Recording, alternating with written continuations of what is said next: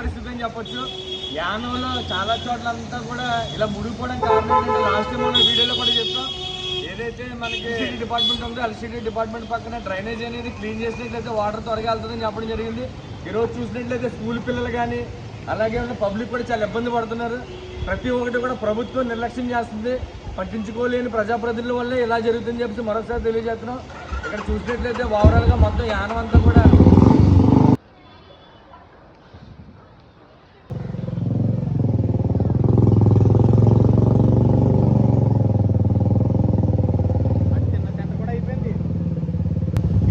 చూస్తున్నారు కదండి. వాటర్ అంతా కూడా మనం ఏదైతే డ్రైనేజ్ చెప్పామో ఆ డ్రైనేజీకి వెళ్ళే వాటర్ అది అలా దిగుతుంది. ఇది ఆ డ్రైనేజీలో దిగుతుంది.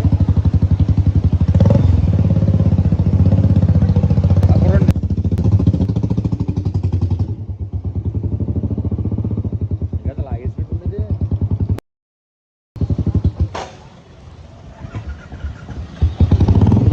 లాగేసిన వాటర్ ఇక్కడ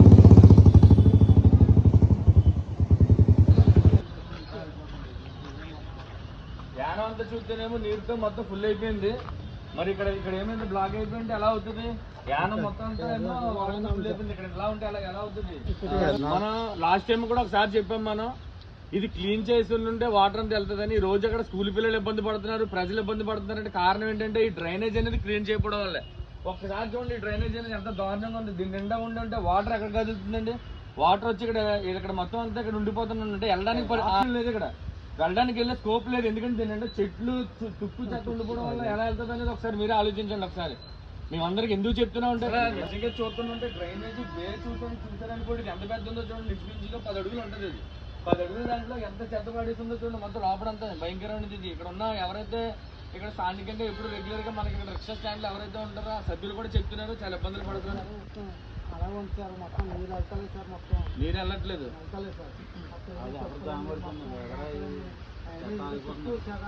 ఇప్పుడు ఏదైతే మనం ఇది క్లీన్ చేస్తామో ఆ పైన ఉన్న సిటీలో ఆ స్కూల్ కానీ ఆ పిల్లరేడు గుడి కానీ వాటర్ దీంట్లో దిగుతుంది. ఇక్కడ ఎలా దిగుతుంది? శుద్ధితో ప్రభుత్వం పనిచేయాలని చెప్పి మరొకసారి కోరుకుంటున్నాం. అలాగే యానవలు ఎక్కడెక్కడ ఉన్నాయి బ్లాకులన్నింటికి కూడా ఇప్పుడు చూస్తాం. ఇవన్నీ కూడా శుభ్రం చేసేలా ఉంటేనే ప్రభుత్వం ఉంటే, లేకపోతే ఇంటి పనులు లేదంటే వాటర్ పనులు కరెంటు పనులు కట్టడం మానేస్తాం మేమే. ఎందుకంటే మీరు చేయలేనప్పుడు మీరు కట్టడం అనవసరం కదా. అట్లీస్ట్ మేము కట్టే డబ్బుని మీరు సక్రమంగా మీరు ఉపయోగించలేకపోతే ప్రజలు కట్టగా మీరు చేయలేనప్పుడు ప్రభుత్వం ఎందుకు? మాకు ప్రభుత్వంతో అవసరం లేదు కదా. ఒకసారి నుంచో ఒక చిన్న విషయం మాట్లాడుతుంది. యానం అంతా కూడా మనం వీడియోస్ తీస్తున్నాం. చూస్తే నిజంగా సిటీ సైడ్ 18 చోట కూడా నీరు అనేది చాలా విపరీతంగా ఉంది. ఎక్కడైనా చూసినట్లయితే గోదావరి పక్కన ఉన్న ఏరియాలో వాటర్ నీళ్ళు ఇలా నిలిచిపోతుందంటే చాలా సిగ్గుచేట అనమాట. దీని ప్రతిఫలం ఎవరిదే అంటే ప్రభుత్వ ఉద్యోగస్తులదే. ఒక డ్రైనేజీ సిస్టమ్ లో కరెక్ట్గా చేసి గోదావరి చుట్టూ యానం చుట్టూ గోదావరి ఉంటుంది. ఆ గోదావరి చుట్టూ పంపించడానికి చేయలేదు అధికారులు.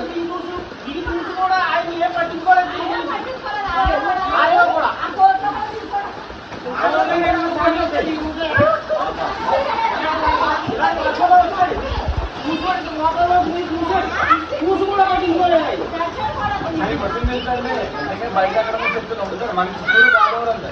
గోదావరిలో వెళ్ళిపోవడం ఎంత వర్షం పొద్దు వర్షం పడేసింటే ఇది కాదు.